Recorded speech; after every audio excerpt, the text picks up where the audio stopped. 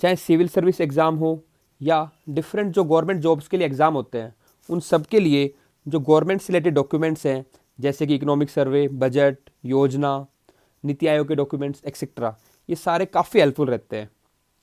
इनमें क्या होता है, गवर्नमेंट से रिलेटेड स्कीम्स गिवन होती है, डेटा गिवन होगा, डायग्राम्स गिवन होंगे और कुछ ऐसे टॉपिक्स जिन पे गवर्नमेंट काम कर रही है वो सब टॉपिक्स कवर किए जाते हैं। साथ साथ जो कंट्री इशू फेस कर रही है वो भी इनमें गिवन होते हैं। तो ये डॉक्यूमेंट्स काफ़ी इंपॉर्टेंट होते हैं और हमें इन्हें कवर करना चाहिए। अगर सिविल सर्विस प्रीलिम्स की बात करें तो इन डॉक्यूमेंट से कई बार डायरेक्ट क्वेश्चन भी आ जाते हैं, कई बार स्कीम्स की फॉर्म में या कोई डेटा पूछ लिया जाता है। अगर मेंस की बात करें तो इन डॉक्यूमेंट से हम जो लाइंस ले सकते हैं, कीवर्ड ले सकते हैं, डेटा ले सकते हैं या डायग्राम लेते हैं, वो हमारे आंसर को सब्सटेंशिएट करने में हेल्प करता है और हमारे आंसर को एनरिच करते हैं। पर्सनल टेस्ट या इंटरव्यू की बात करें तो अगर हम अपने आंसर देते वक्त गवर्नमेंट के डेटा या उनकी स्कीम्स को अगर कोट करते हैं अपने आंसर में या अपने आंसर बताते हैं उनको, तो वो शो करता है कि हम कहीं ना गवर्नमेंट की एक्टिविटीज़ और गवर्नमेंट के जो प्रोग्राम्स हैं उनके बारे में अवेयर हैं और हमारी एक अप्रोप्रिएट लैंग्वेज भी डेवलप होती है इन डॉक्यूमेंट्स के थ्रू। लेकिन जनरली देखा गया स्टूडेंट्स जो गवर्नमेंट डॉक्यूमेंट्स पढ़ते हैं वो है economic survey, budget, NITI Aayog से रिलेटेड डॉक्यूमेंट्स जो होते हैं वो, एआरसी की रिपोर्ट्स। इस वीडियो में मैं आपको एक और नया डॉक्यूमेंट बताऊंगा जिससे आपकी बहुत सारी गवर्नमेंट के रिलेटेड स्कीम्स कवर हो जाएंगी। नमस्ते दोस्तों, यूपीएससी अखाड़ा में आपका स्वागत है। दोस्तों, जिस इंपॉर्टेंट डॉक्यूमेंट की मैं बात कर रहा था वो है president's address to joint session. होता क्या है कि इस डॉक्यूमेंट के थ्रू आपकी काफ़ी सारी गवर्नमेंट की स्कीम्स कवर हो जाएंगी।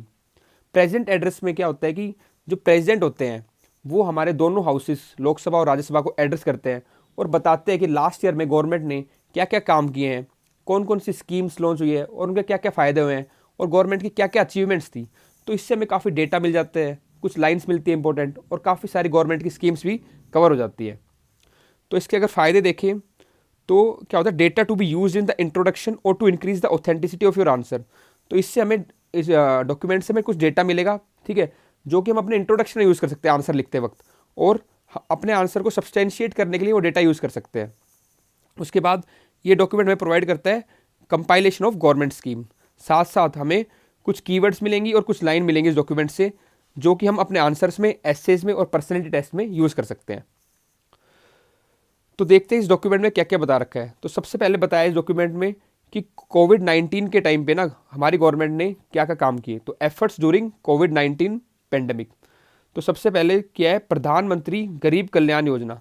इस स्कीम के अंदर गवर्नमेंट ने additional free food grains distribute किए थे। तो आपको ये सारे नाम याद रखने चाहिए, ठीक है। प्रधानमंत्री गरीब कल्याण योजना, इसके अंदर क्या किया, additional free food grains distribute किए। उसके बाद one nation one ration card.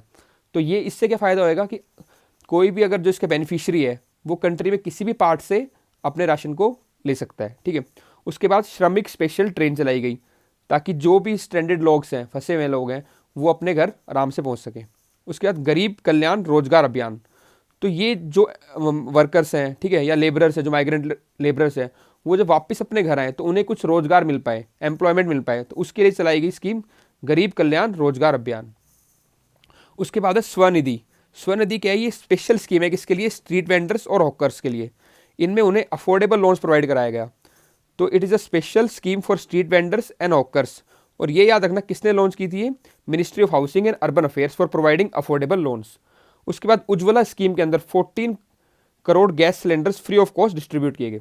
तो ये सारे आपको नाम याद रखने, प्रधानमंत्री गरीब कल्याण योजना किसके लिए, additional free food grains distribute किए इसके अंदर, one nation one ration card, श्रमिक स्पेशल ट्रेन्स, गरीब कल्याण रोजगार अभियान, स्वनिधि और उज्ज्वला स्कीम।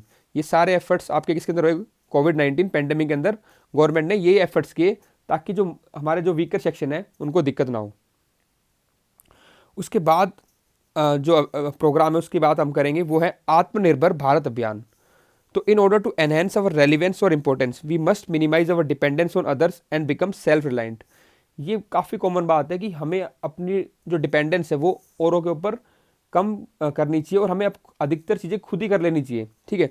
तो ये हमें क्या बनता है, सेल्फ रिलायंट बनाता है। तो गवर्नमेंट भी कंट्री लेवल पे ये कोशिश कर रही है कि हमारी डिपेंडेंसी बाकी कंट्रीज़ पे रिड्यूस रहे और हम डिफरेंट सेक्टर्स में जो भी चीज़ें हैं वो हम खुद ही अपने आप डेवलप करें। तो इसी के लिए बनाया गया आत्मनिर्भर भारत अभियान। उसके बाद इसमें हमने क्या किया है कि रिसेंटली अगर बात करें तो 2200 लेबोरेटरीज हमने एस्टेब्लिश की, ठीक है। Manufacturing of thousands of ventilators, PPE kits and corona test kits, ठीक है, thereby attaining self reliance. तो ये सब चीज़ें हमने खुद ही डेवलप की। पहले हम देखते थे जब भी कुछ पैंडेमिक होता था या कोई और दिक्कत आई हमारी कंट्री में, तो हमारी कंट्री फॉरेन कंट्रीज़ की हेल्प लेती थी। इस बार कोरोना पैंडेमिक में ये देखा गया है कि इंडिया ने मोस्टली अपनी जो प्रॉब्लम है वो खुद ही सॉल्व किया है, खुद ही हैंडल किया है। तो ये कहीं ना कहीं हमें सेल्फ रिलायंस की तरफ लेके जा रहा है। और एक और अच्छी बात है कि अभी हम जो वर्ल्ड का लार्जेस्ट वैक्सीनेशन प्रोग्राम है ना कोविड-19 के अंदर, इसको हम ही चला रहे हैं, ठीक है। तो India is conducting the world's largest vaccination programme. तो ये सारे आत्मनिर्भर भारत के अंदर आ रहे हैं हमारे। अब एक बात और ध्यान रखो कि ये जो प्रोग्राम है ये केवल मैन्युफैक्चरिंग से रिलेटेड नहीं है, ठीक है। So it is not just confined to a manufacturing in India, but it is a campaign aimed at elevating the standard of living of every Indian as well as boosting the self confidence of the country. तो सभी जो हमारे Indians हैं, ठीक है, हम सब Indians की क्या करेंगे, एक स्टैंडर्ड ऑफ लिविंग को बढ़ाने के लिए ये प्रोग्राम लॉन्च किया गया है। और साथ ही साथ हमें पूरी कंट्री को एक सेल्फ कॉन्फिडेंस आए कि हम अपनी चीज़ें या अपनी बेसिक रिक्वायरमेंट खुद ही मीट कर पा रहे हैं, ना कि हम किसी और कंट्री पे डिपेंडेंट है। उसके बाद देखते हैं हेल्थ केयर में गवर्नमेंट क्या क्या स्कीम्स लेके आई और क्या क्या प्रोग्राम लॉन्च किए। तो सबसे पहले राष्ट्रीय पोषण अभियान, फिट इंडिया मूवमेंट और खेलो इंडिया अभियान, ये तीनों प्रोग्राम आपको जो हेल्थ से रिलेटेड जो भी चीज़ें हैं उनसे अवेयरनेस करने में हेल्प कर रहे हैं। तो राष्ट्रीय पोषण अभियान, फिट इंडिया मूवमेंट एंड खेलो अभियान have helped in creating awareness about health with in the country. उसके बाद आयुष्मान भारत, प्रधानमंत्री जन आरोग्य योजना, इसके अंदर क्या हुआ है कि 1.5 करोड़ पीपल को, ठीक है, हमारी कंट्री में फ्री ट्रीटमेंट मिला है, फ्री मेडिकल ट्रीटमेंट मिला है अप टू ₹5 लाख। देखो ये जो डेटा है काफ़ी इंपॉर्टेंट है, इसलिए कि कई बार हम क्या होते हैं आंसर्स लिखते वक्त अपने मेंस के अंदर हम केवल ये लिख देते हैं, हेल्थ सेक्टर के अंदर कोई क्वेश्चन आता है अगर तो, कि government has launch Ayushman Bharat. अगर उसके साथ साथ आपने ये भी लिखा कि 1.5 crore people in the country have received free treatment up to ₹5 lakh under this programme, तो आपका जो आंसर है वो सब्सटेंशिएट हो गया। तो इससे आपको ज़्यादा मार्क्स मिलेंगे। तो यही है कि गवर्नमेंट डॉक्यूमेंट से आप जो डेटा आता है या कोई अच्छी लाइन आती है वो आपके आंसर को सब्सटेंशिएट करती है। इसके बाद है प्रधानमंत्री भारतीय जन औषधि योजना। तो इसके अंदर क्या होता है, poors are getting medicine at extremely affordable rates. Then Pradhan Mantri Swasthya Suraksha Yojana, इसमें क्या है, the government has also sanction 20 new AIIMS. तो आप देखो ये डिफरेंट जो स्कीम्स है हेल्थ केयर के अंदर, मैंने आपको एक जगह बता दी। तो आप सारे पॉइंट्स अपने ये हेल्थ स्कीम जो हेल्थ केयर के हैं और डिफरेंट स्कीम्स हैं उनको नोट कर लो, ठीक है, उन्हें याद कर लो और उनका मेन प्रोविजन देख लो। उसके बाद है medical council of India has been replaced by national medical commission to reform medical education. तो मेडिकल काउंसिल ऑफ इंडिया जिसमें कुछ करप्शन की बात आई थी, तो उसको रिप्लेस करके हमने क्या बनाया है, गवर्नमेंट ने क्या बनाया है, नेशनल मेडिकल कमीशन। किस लिए, जो मेडिकल एजुकेशन है उसमें रिफॉर्म लाने के लिए। अब एग्रीकल्चर में देखते हैं, तो इसमें भी हम गवर्नमेंट क्या चाह रही है, सेल्फ रिलायंस की तरफ जा रहे हैं।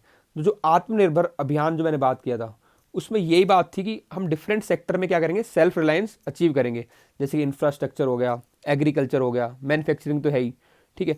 तो इसमें भी हम सेल्फ रिलायंस की तरफ जा रहे हैं एग्रीकल्चर में।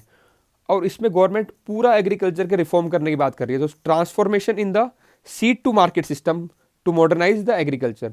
तो एग्रीकल्चर का मॉडर्नाइजेशन करना है कहाँ से कहाँ तक, सीड बिल्कुल स्टार्टिंग से, कि जब बीज बोया तब से लेके आखिरी तक, मार्केट तक, जब तक अब वो किसान अपने जो क्रॉप्स है उनको बेच रहा है तब तक। तो ये आपको वर्ड याद रखना कि transformation in the seed to market system. तो होल सिस्टम को ट्रांसफॉर्मेशन करने की बात चल रही है। उसके बाद एक इंपॉर्टेंट स्कीम है पर ड्रॉप मोर क्रॉप। ये किससे रिलेटेड है, माइक्रो इरिगेशन सिस्टम से। तो पर ड्रॉप की हर जो ड्रॉप है उससे हम ज़्यादा से ज़्यादा क्या करें, ईल्ड जनरेट करें। तो पर ड्रॉप मोर क्रॉप, इसमें क्या क्या कंपोनेंट आएंगे आपके, completing the pending irrigation projects and delivering modern irrigation techniques to the farmer. तो इसके अंदर जो भी मॉडर्न इरिगेशन से रिलेटेड टेक्निक्स हैं वो फार्मर्स को दी जा रही हैं, साथ साथ जो पेंडिंग इरिगेशन प्रोजेक्ट्स हैं उनको भी कंप्लीट किया जा रहा है। ये इंपॉर्टेंट लाइन है कि पेंडिंग इरिगेशन प्रोजेक्ट्स भी इसके अंदर कंप्लीट किए जा रहे हैं। कई बार प्रीलिम्स में एक स्टेटमेंट आती है, उसमें अगर ये स्टेटमेंट देंगे आपको तो वो आपको करेक्ट करनी है। अगर डेटा की बात करें तो इन 2013-14 only 42 lakh hectares of the land was under micro irrigation, और ये अब 2020 में अगर बात करें तो 56 लाख हेक्टेयर हो गया है जो कि माइक्रो इरिगेशन के अंदर है। तो कोई क्वेश्चन अगर एग्रीकल्चर से रिलेटेड आता है, इरिगेशन से रिलेटेड आता है, ठीक है, सेमी एरिड में अगर बात करते हैं तो माइक्रो इरिगेशन अगर करते हैं वहाँ पे, तो इन सब में आप ये डेटा का यूज़ कर सकते हो। तो ये भी आप ध्यान रखना कि आपको ये भी नहीं बहुत ज़्यादा डेटा यूज़ करना है, ठीक है, या बहुत ज़्यादा डेटा आपको याद करना है। कुछ लिमिटेड डेटा आप याद कर लो, उनको डिफरेंट जगह यूज़ करो। मेरा हमेशा ये एफर्ट रहता है आपको कि सबसे पहले मैं आपको मोस्ट रेलिवेंट चीज़ें दूँ। अब देने को तो मैं आपको बहुत सारी स्कीम भी दे सकता था, लेकिन पहले मैं क्या चाह रहा हूँ, आपको ये जो बेसिक है डिफरेंट सेक्टर के अंदर जो बेसिक स्कीम्स है ये तो आपको पता ही हो। तो पहले आप इनको अच्छे से याद करो और कोशिश करो जो भी आपने पढ़ा है उसको आप डिफरेंट डिफरेंट जगह पे अप्लाई करो, रादर देन कि आप बहुत ज़्यादा अपना पढ़े जा रहे हो। तो पढ़ना तो जरूरी है ही, उसके साथ साथ ये ज़्यादा जरूरी है कि जो भी आपने पढ़ा है उसको आप डिफरेंट जगह पे अप्लाई कर पा रहे हो नहीं कर पा रहे। और बात करें एग्रीकल्चर में, तो फ्रूट्स और वेजिटेबल जो प्रोडक्शन है वो 2008 और 9 में थी 215 मिलियन टन्स, जो कि इंक्रीज होकर 320 मिलियन टन्स हो गई है। तो जैसे फिर मैं बता रहा हूँ आपको कि अगर इकोनॉमिक्स में, एग्रीकल्चर में या फिर ज्योग्राफी में अगर क्वेश्चन आता है आपका मेंस के अंदर हॉर्टिकल्चर से रिलेटेड, ठीक है, तो उसमें भी आप ऐसे डेटा से अपना इंट्रोडक्शन या कहीं भी आप डेटा यूज़ कर सकते हो। देन प्रधानमंत्री किसान सम्मान निधि, ठीक है, तो पीएम किसान, इसमें क्या हुआ कि जो स्मॉल और मार्जिनल फार्मर्स थे, ठीक है, इनको डायरेक्ट बेनिफिट उनके अकाउंट में डायरेक्ट पैसा ट्रांसफर किया गया, ठीक है, प्रधानमंत्री किसान सम्मान निधि पीएम किसान। और प्रधानमंत्री फसल बीमा योजना के अंदर जो फसल अगर डिस्ट्रॉय हो रही थी, ठीक है, उनको कंपनसेट करवाया गया। ये इंश्योरेंस पॉलिसी थी फार्मर्स के लिए, प्रधानमंत्री फसल बीमा योजना। तो ये जो दोनों स्कीम है ये कहीं ना कहीं स्मॉल और मार्जिनल फार्मर्स को काफ़ी बेनिफिशियल रही उनके लिए, ठीक है। उसके बाद है गवर्नमेंट की ने implement the recommendation of Swaminathan committee report and increase the MSP to at least 1.5 times of the cost of production. और गवर्नमेंट ने क्या किया, स्वामीनाथन कमेटी जो उनकी रिपोर्ट को, जो उनकी रिकमेंडेशन थी उसको इम्प्लीमेंट किया और एमएसपी को मिनिमम तो कर ही दिया, 1.5 टाइम्स ऑफ जो कॉस्ट ऑफ प्रोडक्शन है उतनी एमएसपी तो किसानों को मिलेगी। अब देखते हैं एफपीओ। नेक्स्ट है 10,000 एफपीओज आर एस्टेब्लिश्ड। अब एफपीओज में क्या फ़ायदा हुआ फार्मर्स को कि एफपीओज में जो डिफरेंट मार्केट की जो भी ये ठीक है, जो मार्केट से रिलेटेड जो भी थी ना फैसिलिटीज़ वो, ठीक है, डिफरेंट टेक्नोलॉजीज़ जो भी, ठीक है, और पोस्ट हार्वेस्ट प्रोसेसिंग है, तो ये सब चीज़ें एफपीओज में प्रोवाइड करवाएगी। और एफपीओज के थ्रू ये सब चीज़ें जो स्मॉल और मार्जिनल फार्मर्स है वो भी यूज़ कर पा रहे थे कहीं ना कहीं, ठीक है।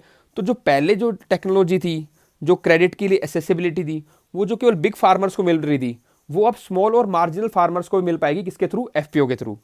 तो FPO ensured that assess of small farmers. So FPO ensured access of small farmers to better technology, additional credit, post-harvesting processing and marketing facilities, and insurance coverage during natural calamities on the same footing as the rich farmers.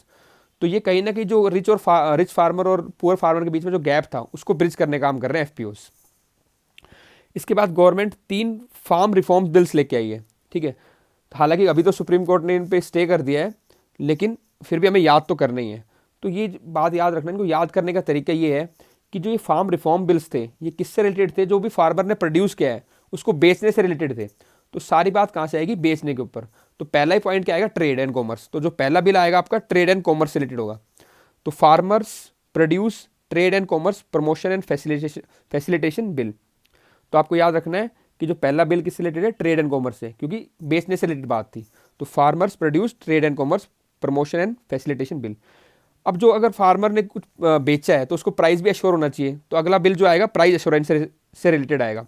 तो next is farmer empowerment and protection agreement on the price assurance and farm service bill. और last में आपने ये भी सुना होगा कि इस जो रिफॉर्म बिल्स आ रहे हैं उनके अंदर एक प्रोविजन ऐसा भी है कि अब जो भी है कि अनलिमिटेड स्टोरेज की बात की थी उसमें। तो ये पहले जो रेस्ट्रिक्शन थी स्टोरेज से रिलेटेड वो किसके अंदर थी? असेंशियल कमोडिटीज़ के अंदर थी, कि कुछ असेंशियल कमोडिटीज़ हैं उनको आप एक लिमिट से ज़्यादा स्टोर नहीं कर सकते, ठीक है। तो यही जो असेंशियल कमोडिटी बिल है इसको अमेंडमेंट किया गया। तो थर्ड बिल आपका क्या हो जाएगा? Essential commodity amendment bill. तो फिर आपको याद करने का तरीका दोबारा बताता हूँ कि क्यों बात किससे हो रही थी? फार्मर के जो प्रोड्यूस थे उनको बेचने की बात हो रही थी। तो पहला बिल आएगा ट्रेड एंड कॉमर्स रिलेटेड, फिर दूसरा वो बेचेंगे तो उसको कुछ प्राइस भी चाहिए होगा, तो अश्योरेंस ऑफ प्राइस से रिलेटेड होगा दूसरा, ठीक है। और थर्ड होगा आपका स्टोरेज से रिलेटेड, कि अनलिमिटेड जो स्टोरेज की बात हो रही थी वो किसमें था? असेंशियल कमोडिटीज बिल के अंदर। तो ये तीनों बिल आपको याद करना है। अगर और बात करें एग्रीकल्चर सेक्टर में, तो agriculture infrastructure fund for ₹1 lakh crore is established, ठीक है। तो ये देखना कि एक एग्रीकल्चर से रिलेटेड फंड ही बनाया गया। कई बार क्वेश्चन आ जाता है इससे प्रीलिम्स में, क्योंकि एक बार पहले भी इंफ्रास्ट्रक्चर फंड से रिलेटेड क्वेश्चन आया था प्रीलिम्स में। तो आप ये याद रखना, एग्रीकल्चर इंफ्रास्ट्रक्चर फंड बनाया गया 1 लाख करोड़ का। और साथ साथ किसान रेल भी लॉन्च की गई है, ठीक है। तो किसान rail started through out the country. इससे क्या होगा, फार्मर अगर एक जगह फार्मर है तो अपने जो प्रोड्यूस को है वो कंट्री के डिफरेंट पार्ट्स में भी सेल कर सकता है। तो it increasing the access of the Indian farmers to the new markets. This rail is like a mobile cold storage. Then to increase the income of the farmers the government is turning the अन्नदाता into ऊर्जादाता। तो ये देखो काफ़ी कैची word है, अन्नदाता हमारे जो फार्मर्स है, तो फार्मर्स को क्या बना रहे हैं हम, ऊर्जादाता, कि वो एनर्जी जनरेट करें। अब खुद तो एनर्जी जनरेट नहीं करेंगे, कैसे जनरेट करवा रहे हैं, जो गवर्नमेंट है उनको सोलर पंप डिस्ट्रीब्यूट कर रही है। कौन सी योजना के अंदर, कुसुम योजना के अंदर। So 20 lakh solar pumps are being provided to the farmers under the Pradhan Mantri Kusum Yojana. उसके बाद encouraging the production of ethanol from sugar cane, maize and paddy. तो ये सारे एफर्ट गवर्नमेंट ने किए एग्रीकल्चर सेक्टर के अंदर। ये भी आप देख लेना कि प्रोडक्शन बढ़ा रहे हैं हम एथेनॉल की, ठीक है। और किस किस से, शुगर केन से, मेज से और पैडी से। अब बात करें लाइफ स्टॉक की अगर, तो जैसे इंफ्रास्ट्रक्चर एग्रीकल्चर इंफ्रास्ट्रक्चर फंड बनाया था, ऐसी animal husbandry infrastructure development fund create किया गया है। साथ साथ जो किसान क्रेडिट कार्ड की फैसिलिटी है, ठीक है, वो एक्सटेंड की है किस किस को, एनिमल हस्बेंड्री और फिशरी सेक्टर्स को भी। देन प्रधानमंत्री मत्स्य संपदा योजना की है लॉन्च, किसके लिए, to increase the income of fisherman. और लास्ट में, due to government's effort the life stock of the country has been increasing at an annual rate of 8.2% over the last 5 years. देखो इस वीडियो का main M यही है कि आपको एक जगह पे जो मेन गवर्नमेंट की स्कीम्स हैं, डेटा है, वो आपको मिल जाए। तो आप इनको नामों को जरूर याद रखना, और कोई भी क्वेश्चन अगर आता है आपका, ठीक है, तो आप उसको, जैसे आपका लाइफ स्टॉक क्वेश्चन आया तो ये 3-4 स्कीम्स आपने लिख दी एक चार्ट बना के, ठीक है, एक डायग्राम बना के।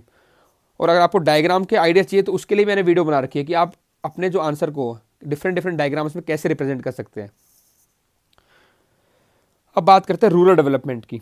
तो रूरल डेवलपमेंट में प्रधानमंत्री आवास योजना, ये किस लिए था, to ensure a pucca roof of for every poor person by 2022।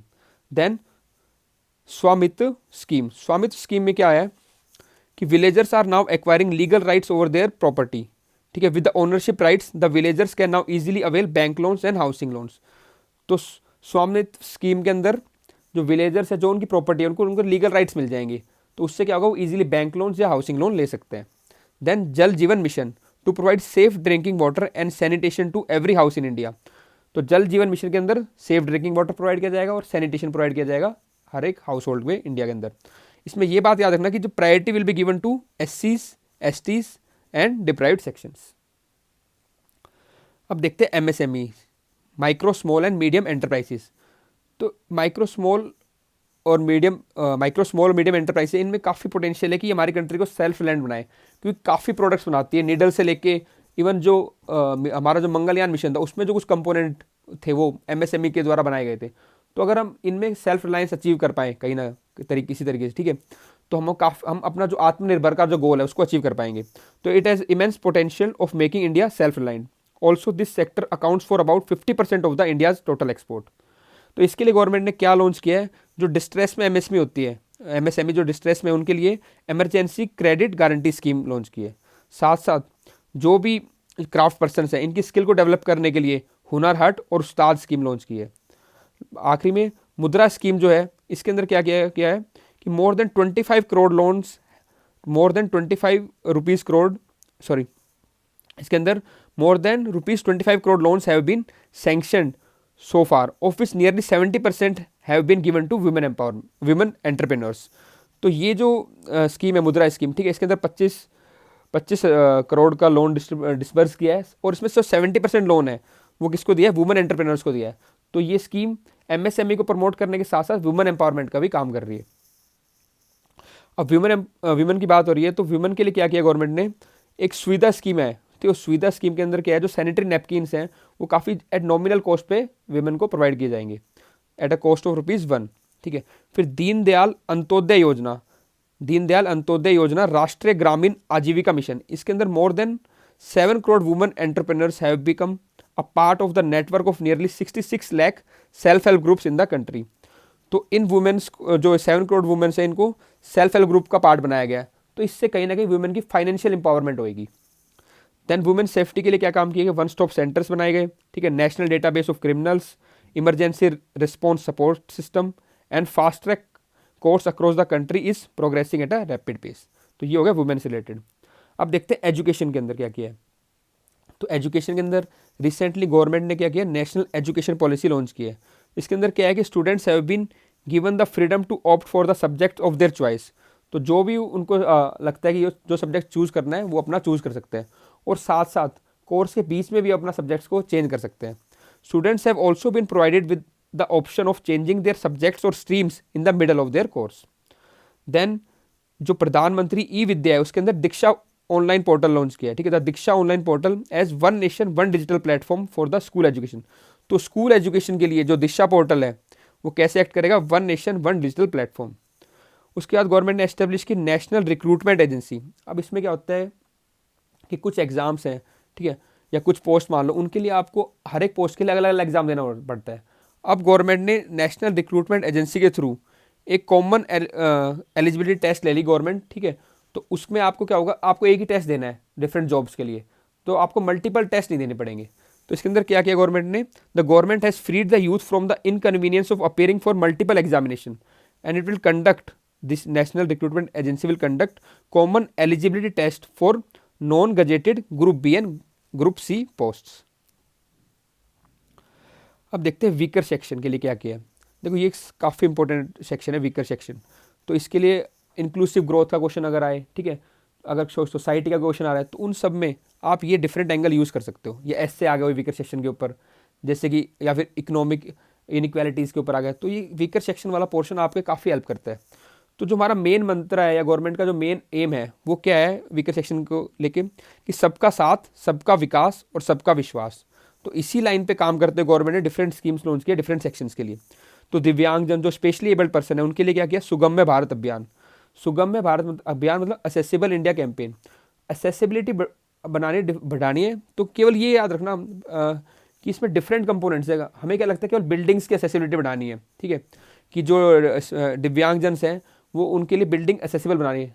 तो केवल बिल्डिंग्स नहीं बल्कि बाकी चीज़ें भी, तो बिल्डिंग के साथ साथ ट्रांसपोर्टेशन वो भी उनके लिए एसेसिबल बनाना है, साथ साथ इन्फॉर्मेशन भी, कि जैसे कि मान लो वेबसाइट्स होगी, ठीक है, या टीवी प्रोग्राम्स हो गए, वो सब भी उनको इजीली एसेसिबल हो। तो ये सारे कंपोनेंट है किसके, सुगम्य भारत अभियान के लिए।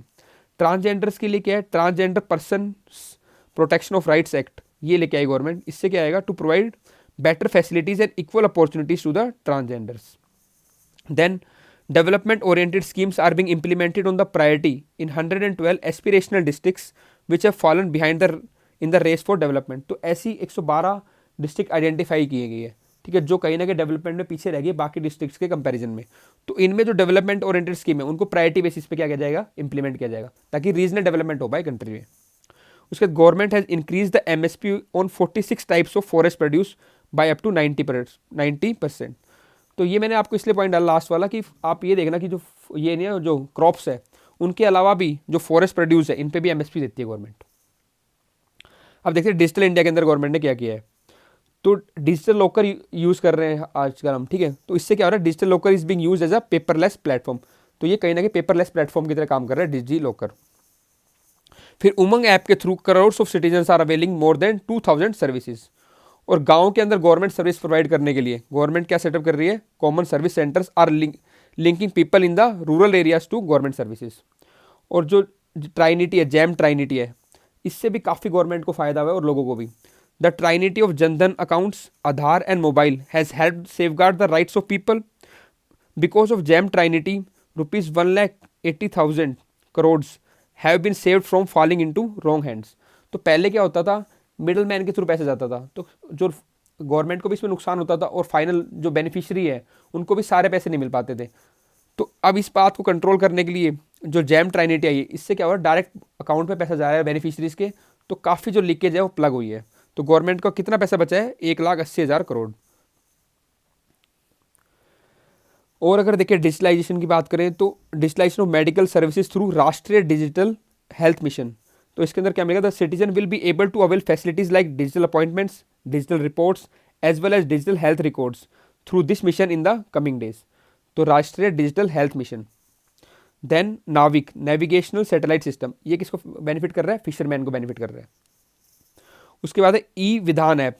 इसका एम क्या है? It will digitalisation of legislative assemblies, legislative council and both houses of the parliament. अब देखते हैं इंफ्रास्ट्रक्चर में क्या काम किया है। तो submarine optical fibre cable was laid down from Chennai two port Blair.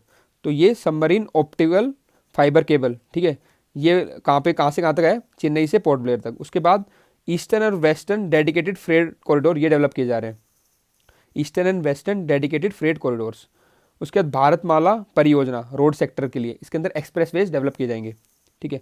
Then ro pax ferry service between Hazira and Ghogha in Gujarat.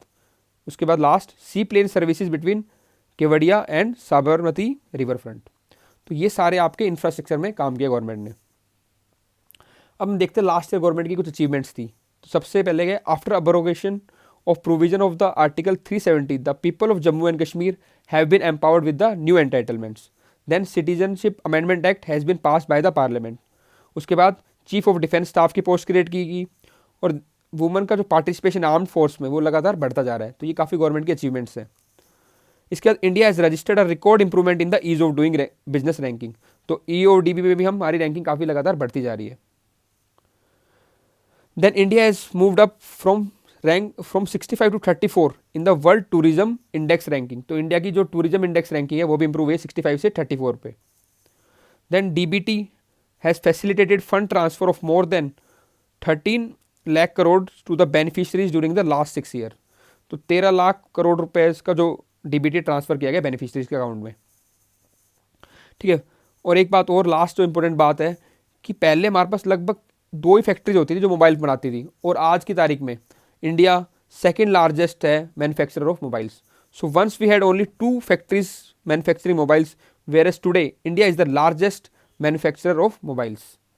ठीक है दोस्तों, इस वीडियो में इतना ही। अगर आपको वीडियो अच्छी लगी तो अपने बाकी दोस्तों के साथ ये शेयर करें ताकि उनकी भी गवर्नमेंट जो इंपॉर्टेंट गवर्नमेंट स्कीम्स है वो एक ही वीडियो के अंदर कवर हो जाए। धन्यवाद।